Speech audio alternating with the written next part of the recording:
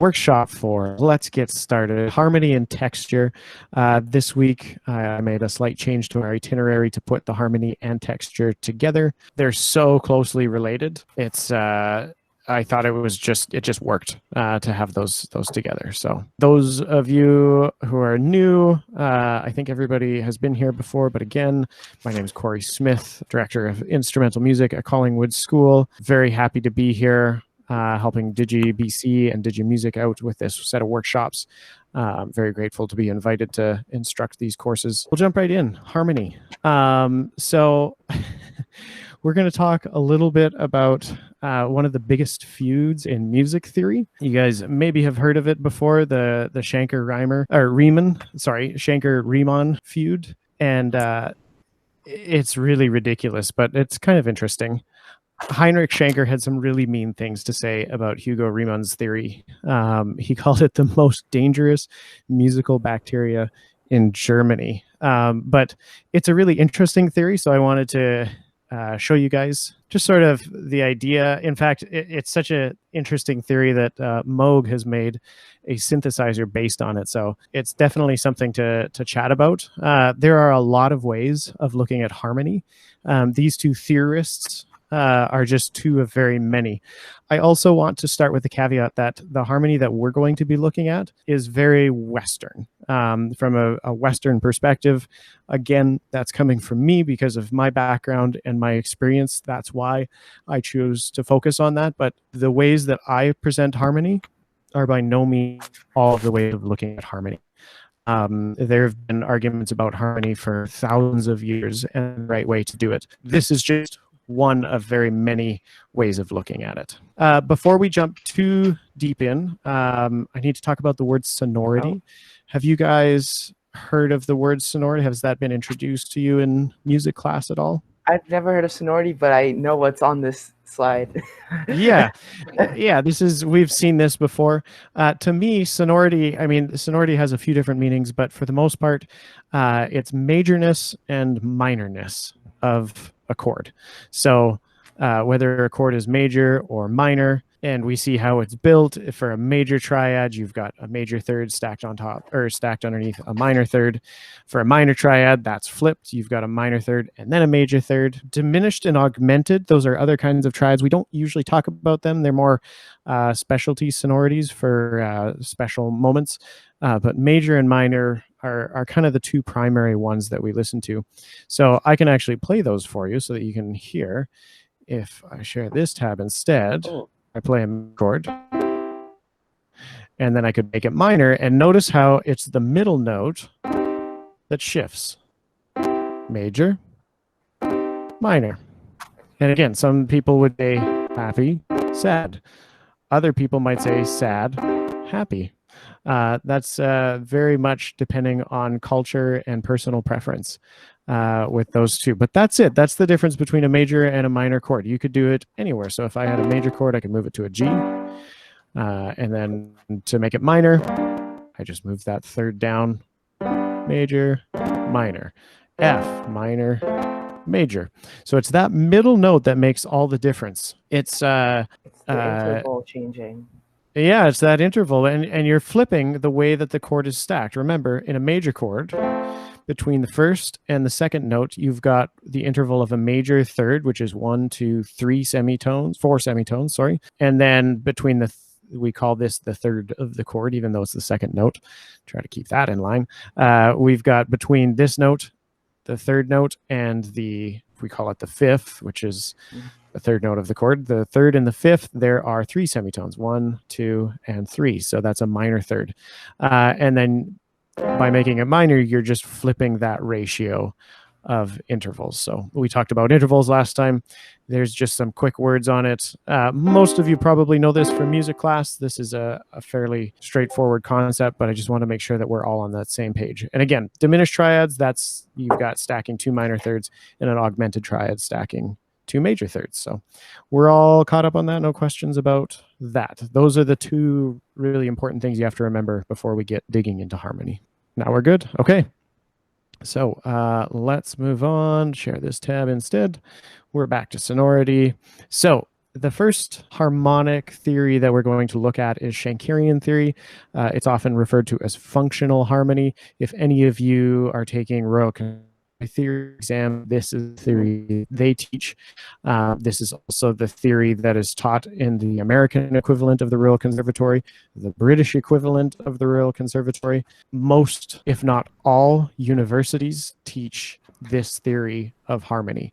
This is the primary way of looking at harmony in Western music, especially Western classical music. And the way we get different harmonies, so remember, to get a major chord, we just stacked notes thirds apart. In this form of theory, all of our chords come from a scale. So a major scale consists of 7 different chords. We've got the first chord. If you build it off your first note, that's a C major. If you built a chord thirds off of the second note, you'd have a minor chord. Off of the third note, you'd have another minor chord. Off of the fourth note, you have a major chord. Fifth is a major. The sixth is a minor. The seventh is diminished. And then we're back to 1. So this is the way that most chords are looked at. Their majorness and minorness, their sonority, is really just a byproduct of where the chord sits in the scale. We think about what's more important is what function those chords have. So the 5th chord of a scale, that's dominant, and it always has to go to a tonic. So that's either the 1 chord, we call it, starting on the first note, or sometimes the 6th chord, that's a deceptive cadence. We call that a cadence when we go from 5 to 1. A bigger cadence often will go subdominant to tonic, but that's the general rule in classical music, is that you're moving from a subdominant chord to a dominant chord and then to the tonic. And now I know, like, all of you are going to say, but there's so many exceptions to that rule. Absolutely. That's the whole point of rules in music, is we analyze where people break them. But for the most part, you're going to hear a lot of subdominant, dominant, and tonic. Even in jazz, you'll often hear the chord progression. They're called 2-5-1s, 2 to 5 to 1, subdominant, dominant, tonic. A lot of jazz pieces are made of 2-5-1s and just a series of 2-5-1s. So even in the jazz world, this actually has value. So it seems very complicated. It isn't once you've been practicing with it a lot, but it is a lot. It is a lot to think about. The important relationship, that dominant relationship, recognize, we're going to listen to a little bit of Beethoven. We're going to listen to the last 30 seconds of his 8th symphony. And when Beethoven ends his symphonies, he likes to make sure that everybody knows it ends. So he goes from 5 to 1 to 5 to 1 to 5 to 1 over and over. If I were to play it on this piano, we've got, this is a 1, so he'd go 5, 1, 5.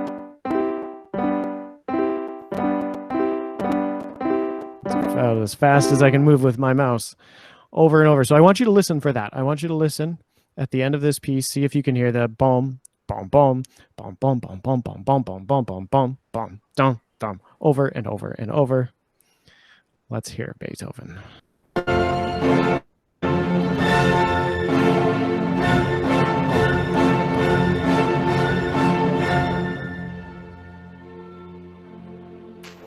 Gets quiet. No. And then he throws in a little bit of a theme in between. But here it comes again. 5, 1, 5, 1, 5, 1, 5, 1.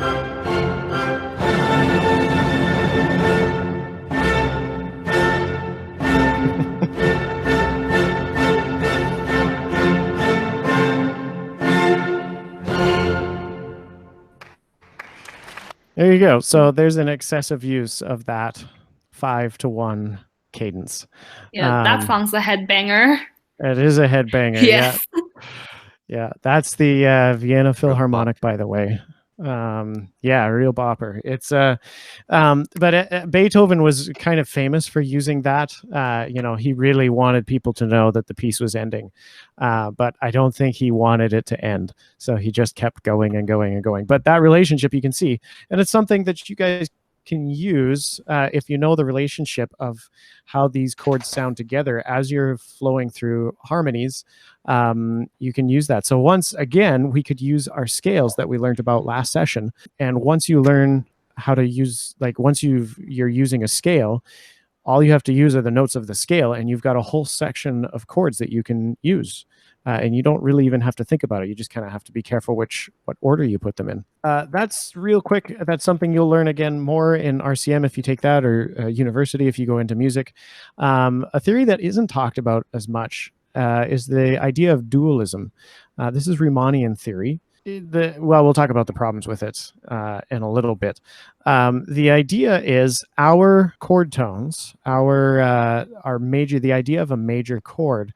The reason the major chord is so important and the major scale is so important is because in the series of overtones, which are notes, the sound, no matter what instrument you're playing, if you play an instrument and you play a note, all of these notes are actually playing along with it. So if you were to play a low C on the piano, that string is also vibrating at an octave above, a fifth above that, a fourth above that, so 2 octaves above the fundamental, a third above that, and then another third, a minor third. So check that out. You've got, for C, E, G, you've got a major triad.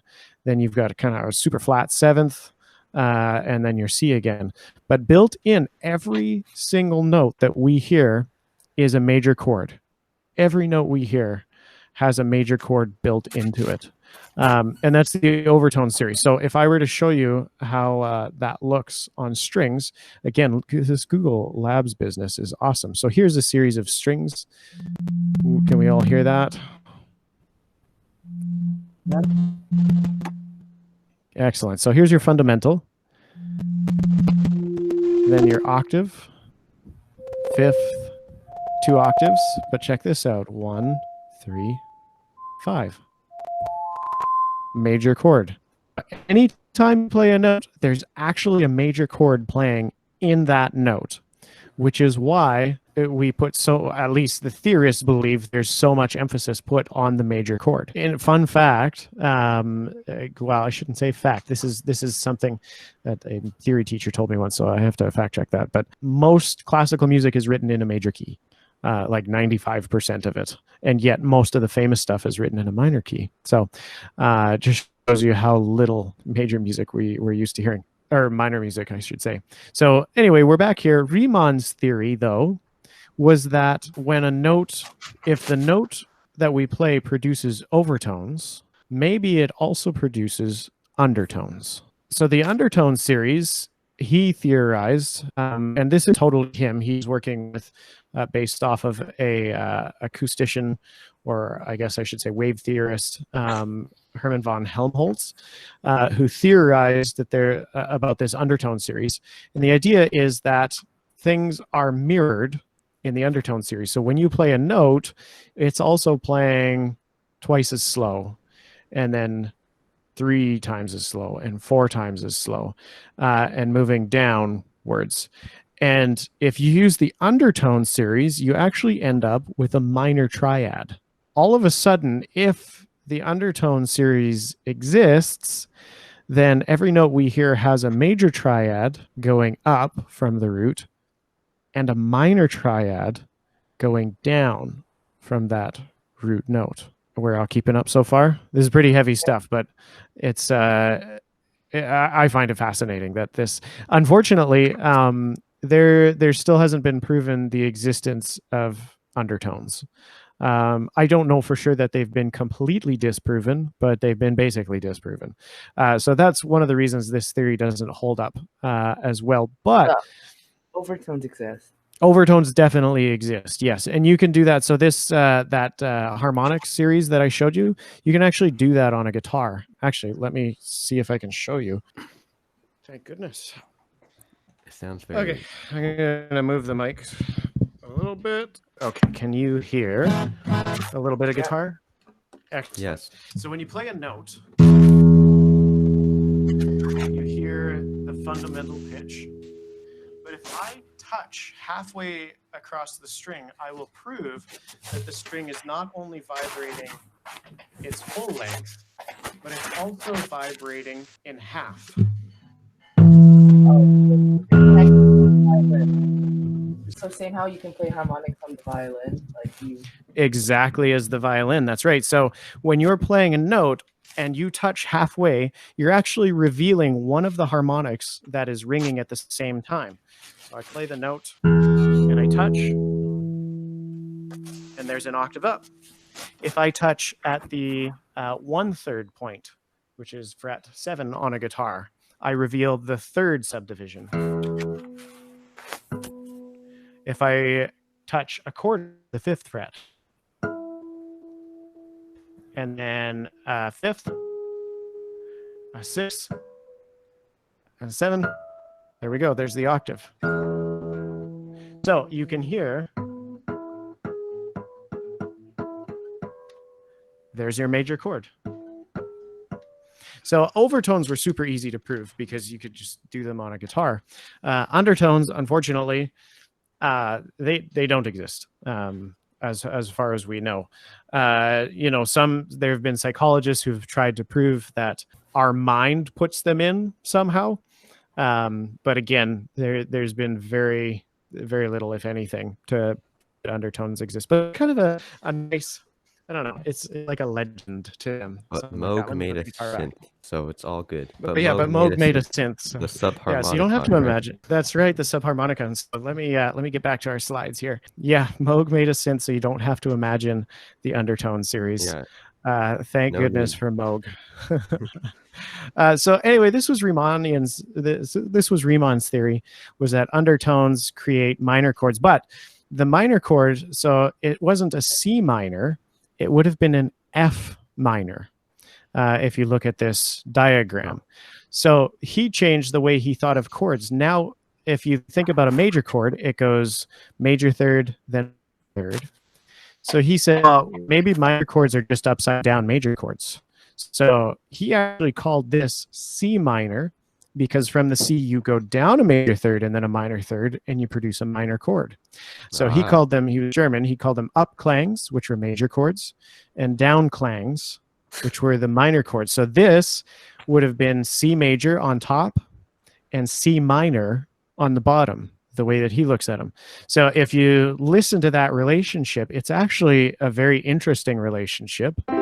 There's your major chord, and then there's your minor chord. So this would be, he'd consider a C minor. We call it an F minor. But it all of a sudden opened up a lot of new ways of analyzing more contemporary music. The problem was Schenker's method. So when we go back to using all of these triads, with all of the keys changing and everything that happened in the Romantic period, this theory started to fall apart because they were just, it was hard to explain something simply that sounded good, because Wagner wrote a lot of things that sounded good, but they were very hard to explain with Schenkerian theory. And Brahms and a lot of later Romantic composers, and especially post-Romantic, like in the modern period, it was very hard to explain with Schenkerian theory, whereas Riemann's theory actually made a little bit more sense. A little bit, not tons, but it wasn't enough to really become an accepted way. But Moog, thank goodness, came out with the subharmonicon,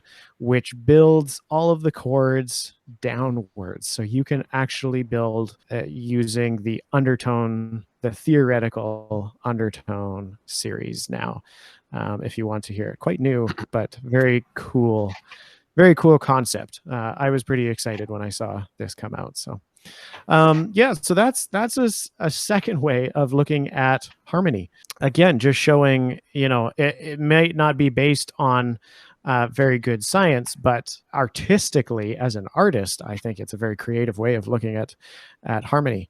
The other way at harmony, which is quite a bit more common today, is I call it jazz theory. Not many people call it that, but jazz musicians use it a lot, is to basically assume that chords are just alterations of a major chord. So rather than learning all 7 of those scale chords and learning how they all work together, you can think of chords individually.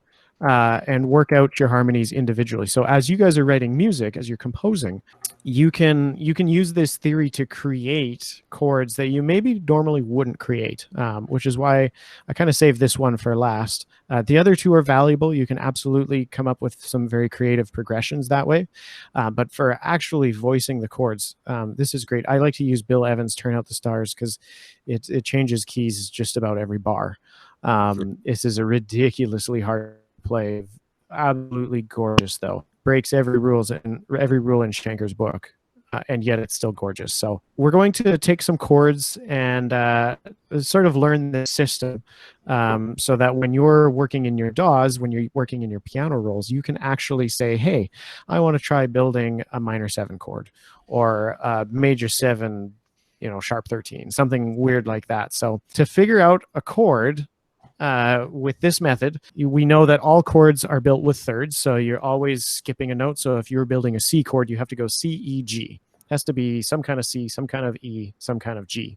So the chord name is the root, so you start with that note, build up a major third, then a minor third, and you've got a major chord, always. You can start on any of the 12 notes, and you'll always get that. So when we see a chord written, you assume the chord is major, unless otherwise stated. So if you see a negative sign or an M, a little m, or a min for minor, you know that the chord is minor, so you have to flat the third. And then once you start adding notes, so you get the 7th, we assume that it's 2 semitones below the root. I know this is all sounding very technical. We'll get to real examples in just a second, unless otherwise stated. So if there's a major beside semitone, and then your 4th step, dealing with all of the other alterations, extensions, that sort of thing. Did I move to the piano? Yeah, you can move to the piano if you want. We'll do this. Let's have a look at this one here. So we've got F7 yes. flat 5. We start with that chord. So you look at F7 flat 5. Unless you were a jazz musician, you'd say, "Oh God, I don't know how to do that." But it's not that hard. You find the root, which is F. That's the name of the chord, and then you build a major chord out of that. F, A, C. So remember, we assume the chord is major unless otherwise stated. There's no minor or no negative sign there, so it's just a major chord. So we're good to stay as F, A, C. Now, we assume that the 7th is 2 semitones below the root. Is there anything saying that that 7th is anything other than that? No, it's just it's regular 7 there. 7th chord. Yeah, it's a dominant 7 chord. That's another name for it. So 2 semitones below an F. That's an E flat. So you kind of do have to be able to picture a keyboard to do this. But again, working in a DAW, the piano roll is right there in your DAW that you can work alongside. And then the 4th step, deal with any other alterations. So now we've got a flat 5. So we've got F, A. The 5th is C. So you flat that, and E flat.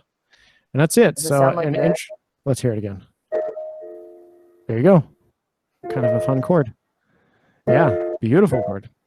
Let's try something a little bit trickier.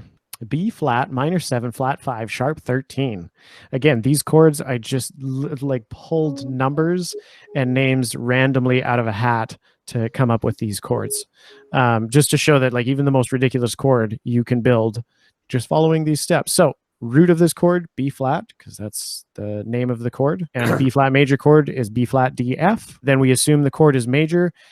Is this a major chord? No, there's a little minor sign right beside that B flat. So we have to flatten the third. So now we've got B flat, D flat, F. Flat 5th, yep. sharp 13.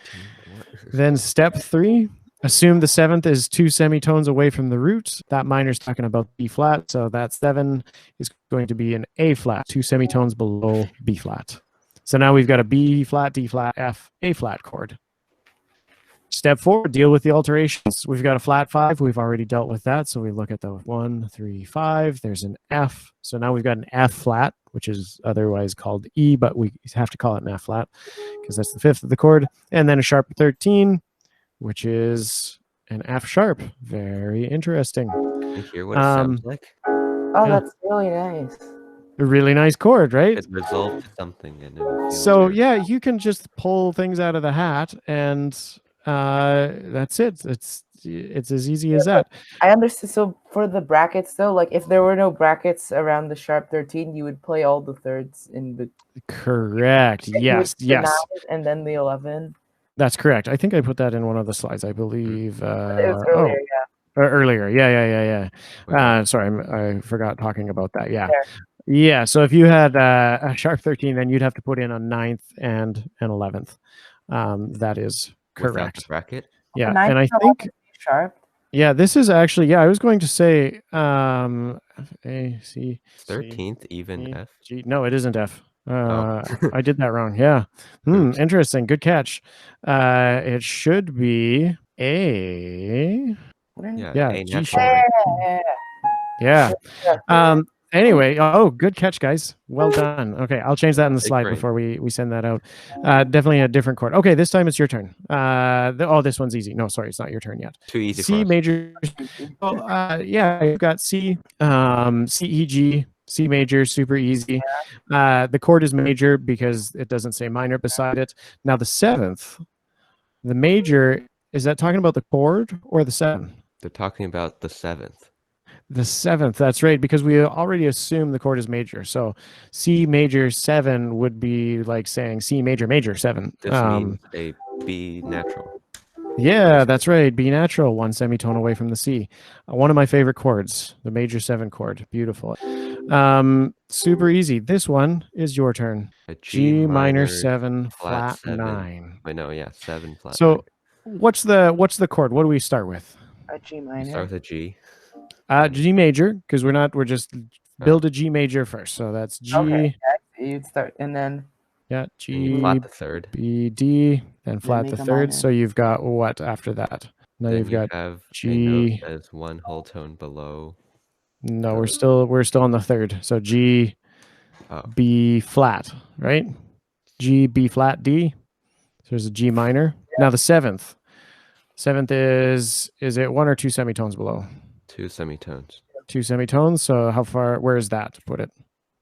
That would be F natural. Okay. So we've got G, B flat, D, F natural, and then we throw in 9. 9. but it's flat. Which would be A. A. A flat. A That's flat. right. Yeah. There you go. Cool. Jazz. Wow. That's it. That's all there is. So you can have fun when you're composing. I like to do that and Bill Evans, I used him because he did it a lot. He always like that tune. When we looked at the Bill Evans tune, you see all of these, B minor 7 flat 5. No that one's got repetition. some.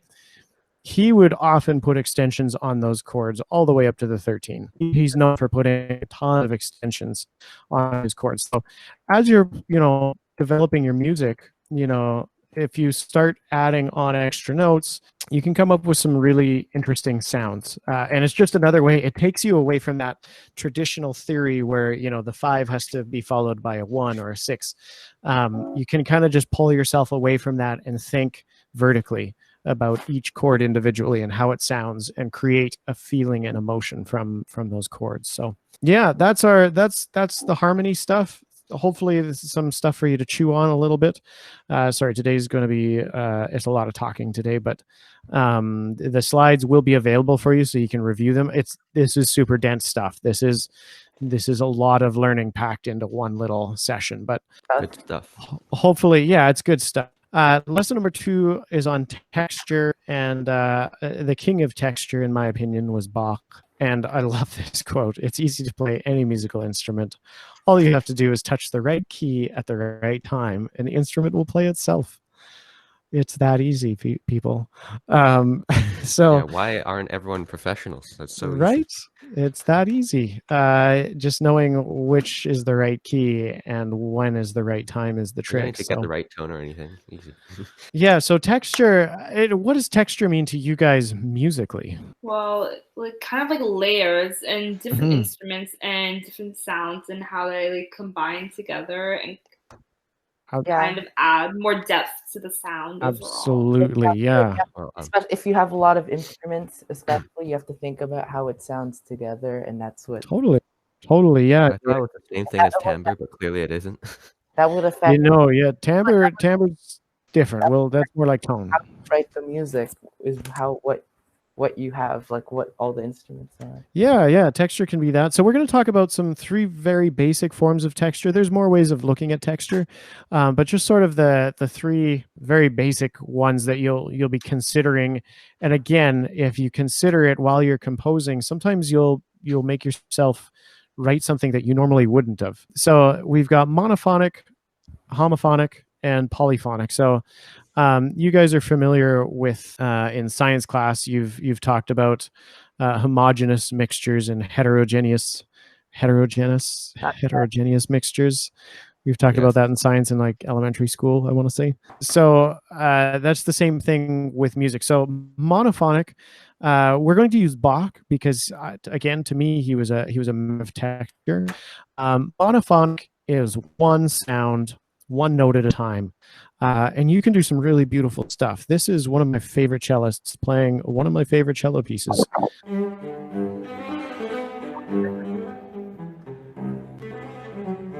That natural reverb.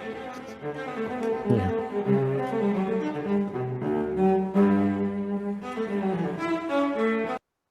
So sometimes he puts in a couple chords. I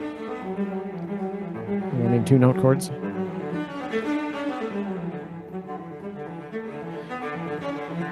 But it's all monophonic for the most part. That's it. So, one note at a time, most people think, I want to have these huge full sounds, but look what Buck did with one note at a time on the cello. It's gorgeous. One of my favorite pieces of all time. So it can be a very, very powerful tool if it's used wisely. The next one that we're going to look at is homophony. So the way I like to look at it, and this isn't like the best example, but it's Bach, so I wanted to stick with that. And also Alison Balsam is one of my favorite trumpet players. When you think about how a guitar plays, think about Bob Dylan or a folk singer strumming along to a song and him singing. So you've got a melody happening, and then you've got all this stuff happening underneath, just chords, just sort of, harmonies happening underneath. That's what I like to think of homophony, because you've got all of this stuff just basically making harmonies, and then you can throw a melody on top of that. That's usually monophonic. This is obviously a trumpet, so it's got to be monophonic, but this is sort of a small example. There's many different ways of looking at homophony, but here's some more Bach. So she's playing along with an organ, which has some little melody ideas in it, but you hear how it's mostly playing chords. The intro. This is the intro, yeah.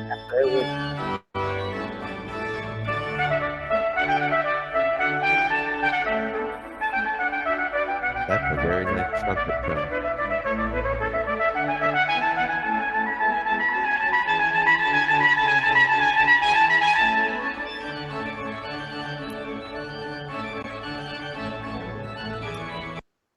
So, I mean, you get the idea. That's a bunch of chords underneath a melody, which is often, where do we hear that most often? Anyway. Like most songs these days. Yeah, that's true. Everything on the radio. Everything on the radio. Just like most songs created, I feel like. A lot of music. Homophony is just and that's why it's hard to define as just like being one thing. It's a very common texture that you'll hear. And that's not to say that was truly all homophony. You've got a monophonic melody going along. And Bach, of course, wrote in a little bit of polyphony. So polyphony is sort of the third. I kind of think of these as tiers, right? First tier, monophonic and homophonic. No, just different layers, I guess. Not like one is better. Yeah, exactly. Not one's not better than the other. I love that cello. All of the cello suites are beautiful. But polyphonic, we think of Renaissance and Baroque music as being polyphonic, and that's where you've got multiple voices singing their own individual melodies together. And again, these definitions I'm giving, they're very, very like surface level. You could get much deeper into these. This is my absolute favorite Bach organ fugue, and you'll hear various voices come in. So it starts out with the first little melody, the theme. We call that a subject in a fugue, and then you have different parts entering. We're not going to go over all the parts of a fugue, but there's a lot of different melodies happening all at the same time. So this is the fugue from Bach's BWV 542, great Fantasia and Fugue in G minor. That's a long name.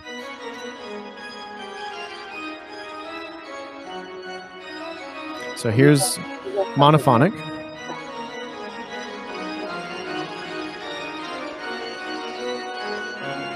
So do you hear two melodies happening? I played a Fantasia before. Yeah. They're really fun. The keys are playing themselves. There's the third voice. Of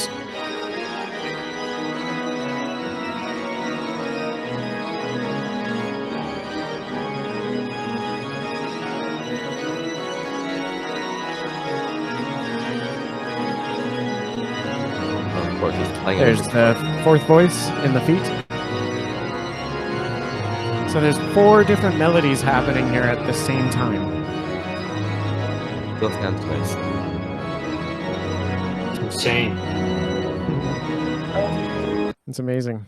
This guy really knows how to multitask. He really does. Yeah, he's one of the better organ players out there. It's incredibly complicated to play that kind of music, but I find it amazing, and to write it, to be able to conceive 4 separate melodies all happening at the same time.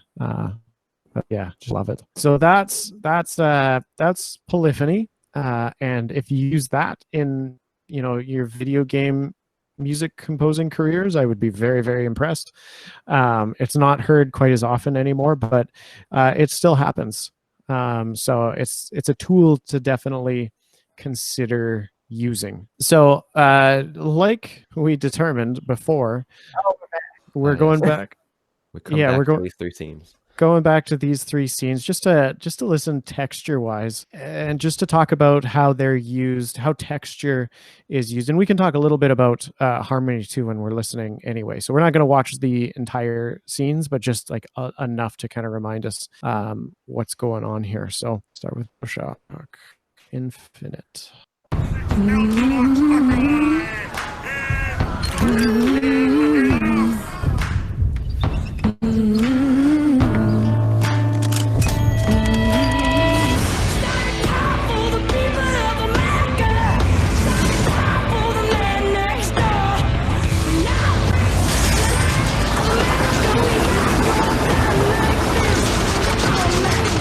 Anyway, just a little sample. That's all we need to listen to. How did the composer use different textures in that particular piece? Like, what are the layers of that? We'll start to pull it apart. A pad a bit in the back. I mean, You heard background. Kind of like a sign. a pad? Yeah, a pad. Actually, it was. I believe it was electric guitar in that one. There's a beat, there's a percussion. Yeah, so you've got percussion. So that's another layer of texture that it adds. It's not one that we usually talk about in the context of texture, but it definitely adds something to that texture. And it's hard to ignore. It's hard to ignore those drums. She said, I thought I heard a pad in the background. There's definitely a chord. It could have been a guitar, could have been a pad. It's hard to say these days. The difference between the two is sounds that match with the visuals. Totally, yeah. The sound and stuff. Yeah. Now let's talk about that shouting, or singing, we could call it. Well, singing. Some people say singing is just controlled yelling. Like at the very start, you can hear a person. Oh yeah. That's part of the sound effects for sure. The yeah. singer was just shouting. Yeah, the singer was also shouting. Yeah. Let's talk about the singer for a little bit. Like right at the beginning, we've got that drum beat, but is there anything else going on besides the drum beat? The humming. The humming, yeah. There's a monophonic line, just with a drum beat, boom, ka, boom, ka. Very cool, right? Just so it's things that some people don't really think about when they're writing music, but like you can use aspects of all of these textures in a single short clip. I mean, we barely made it in 30 seconds into this clip, and we've already got a handful of different textures going on just in that little clip, and that's something that would be on the radio, that kind of tune. So yeah, otherwise, like overall, by and large, what kind of texture would you point to that, would you say, if you had to like pick a texture? Monophonic, homophonic, or polyphonic? Homophonic?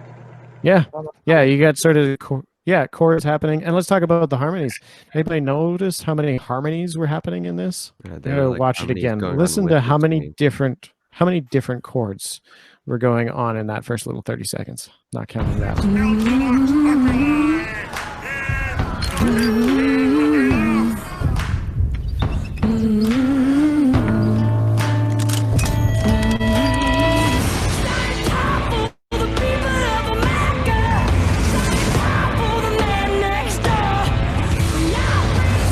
How many chords did you hear? Well, at the start, there were like also harmonies with the singing or the humming. Yeah, Totally, harmonies with the singing. But chords, harmonic foundation, how many chords? It didn't change. Didn't change, that's right. One chord. Am I That right? whole time through. Yeah, Right. absolutely. One chord, yeah. So there were some harmonies. You can always harmonize your monophonic melody. Yeah, chord. That's it. Very simple. And you wouldn't, like, nobody's listening to that and being like, they only used one chord. I could use two. Unless I could have they probably used like 7 chords in there. Yeah. Unless they're like Nobody says that. Nobody's listening modern for that. music Right? these days. Yeah, the modern music, one chord. Come on. That's not something people worry about. They, if it sounds good, they're not going to critique you on only using one chord. That's a cool song. And they just use one harmony. Let's have a quick listen to Halo right from the beginning here.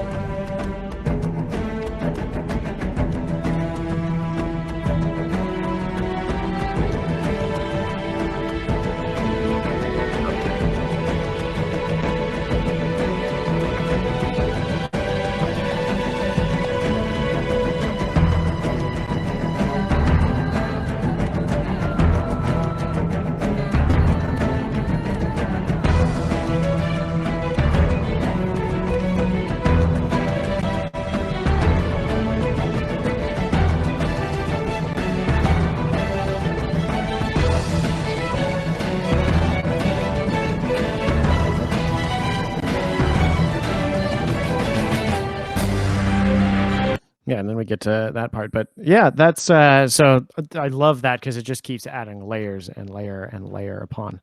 But what did we hear? You think that's polyphonic? It evolves. It as it keeps going. It definitely is the whole. In general, it is polyphonic. Yeah, there's definitely more than one melody. Yeah, it starts out. It doesn't start out that way. It was like the lower one. The ba ba ba bum. There's a bum bum bum bum bum bum. Yeah, and there's like higher strings. So yeah, you could think of that as harmonic. I would argue that bum ba da dum ba da da da da da. That's where the melody comes in, because that first string section da da da dum, that's the same note. It's just up an octave. Ba, ba, ba, ba. Oh, now we've got a different note, but it's outlining the chord. So my argument would be, until you actually get to that melody, all of that motion that's happening in the strings, it's kind of like up and down, and it almost sounds like a melody, but because it's all happening together, you hear the chords through the whole thing. So the harmonies, the overall harmonies, are being created by all of that intricate stuff. That's why homophony is so funny, because where do you draw the line between polyphony and homophony? There are like that da, da, da, da, that's a very clear iconic sound, but it's also just outlining a chord. Yeah, like it's definitely a lot more complex of a texture, and that's what I think. That's why almost everything is considered homophonic today, because you can have it as complex as you want, but if you think of it vertically, everything that's happening at any particular second, it's just chords. It's just chords happening at a second. And when this is being composed, it was definitely considered this as a chord progression. Whereas polyphony, chords are still there. You could stop at one note at a time and chords happen, but the chords are secondary to the melodies going through, whereas in this you can hear it's that series of 4 chords over and over and over again, and the texture is just getting thicker and thicker. So again, here we've got our 4 chords of electronic music and every other pop song written. So again, that's not an accurate statement. There's plenty of complex pop songs out there, Gotta but search for them though. but it works, right? And there's nothing wrong with it. It's not a bad thing. It's still 3 more chords than the first song that we heard. So, it's not the game isn't about how many chords you can cram into your song. The game is, what set of chords sound good. And if it's just 1 chord, great, stick with that 1 chord. This one, there's a couple more chords happening, and it's just so they're Michael Salvatore's using layers to just make these chords more and more complex, and then he adds that melody over top of it, and then he puts in harmonies with that melody, so you can just keep building and stacking and making that texture more and more complex with those harmonies, with the same harmonies underlying underneath. You don't have to change the harmonies to change the texture. So yeah, really cool. I wish I had it set up so that the YouTube video played right there, and I should have had it set up so it played at the beginning, because that Gregorian chant at the very beginning, that's monophonic. He starts out the whole thing that that everybody, as soon as you hear that, oh, Halo. Even most people hear I play Gregorian chant in class, people are like, oh, Halo. No, it's written in the like many hundreds of years ago, but it's awesome. Such an iconic sound, but that's monophonic. So he went from monophonic texture again, so here's a pattern that we've seen. That first one that we saw started with some monophonic texture. This one starts with monophonic texture. Maybe that's something that I haven't seen that analyzed. I'm sure maybe somebody has, but maybe that's a pattern, something to consider, things to make us go All right, moving on. Just for sake of making sure we're keeping this within the hour, another Michael Salvatore piece, Taken King.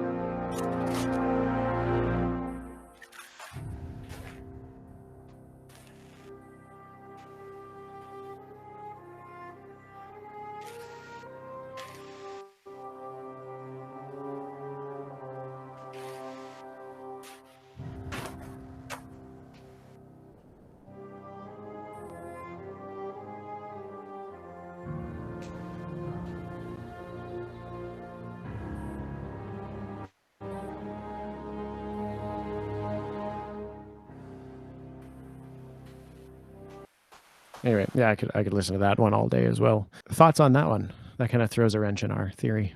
Monophonic. Do you think the very beginning was? Yeah, I think even as it keeps going, it still is, because there's like barely any other accompaniment. Have a listen again. I heard other notes. Yeah. So listen to when the brass comes in. Sorry, I backed it up too far, but you'll hear it.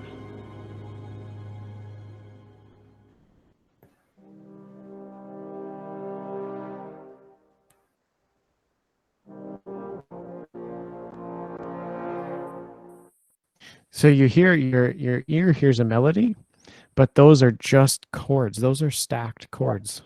Each one of those is a different chord. So that's now he's using a lot more chords than the other composers. Well, I shouldn't say the other himself as well. He's made a melody that's built on this chord progression. Gorgeous, like just it's so the texture to me, just having that brass section play a chord and then another chord with the rhythmic interest that he keeps in it. It's haunting. It's haunting. But I would say that's 100% tonic, because you've got a chord and then another chord and another chord, and our ear picks out a melody at the top, that ba, ba, da, da, da. But it's just chords. It's all chords. Even when you get to the next part where that piano hits that low note, da, all of a sudden he's outlined, that's the chord. From there on, he doesn't have to play the rest of the chord because your ear's already been tuned into the harmonies that he's using. So it hits that note, and all of a sudden your ear knows, okay, we're still in this key, and then he puts a little melody on top of it, but still complete homophonic at that point. Complete homophony. Again, same composer there, two very, very different techniques, but still, you know, we can still consider it a very similar texture. So it's just something a lot of think about texture, but it really does go hand in hand with harmony, and it's something, if you do think about it, it can really add to your composition. You know, as you're putting things together, think about, what's the texture right now? Can I add another element, or can I take away an element to make something stand out a little bit more? So that's sort of that on the texture and harmony piece. That kind of brings us to an end. I do apologize, this was a very lecture based class, but a lot of the theory stuff in here was it's just getting through that theory. It's important to know, especially as a composer, understanding that there are different ways of looking at harmony, and those were only 3. There are many other ways of looking at harmony as well, that hopefully you'll be able to explore as you know, move along with your composing lives. Those are 3 that had major influences on me, the way I look at music, the way I analyze music. But again, there's so many different ways of looking at it. So keep exploring. So the harmony worksheet, did anybody have any thoughts or questions on that? Again, we discussed a lot of that worksheet during, but we're all pretty. These are good. How are you finding these worksheets helping you? Do they help kind of focus your energies as you're composing? Yeah, that's good. That's good. That's what they're for. They're there as tools to help. And again, these sessions, these are tools. What I say is just another tool for you to use. It's definitely not the only way of doing things. So always remember that when you're composing. Oh, but Smith said this. Don't worry about what I said.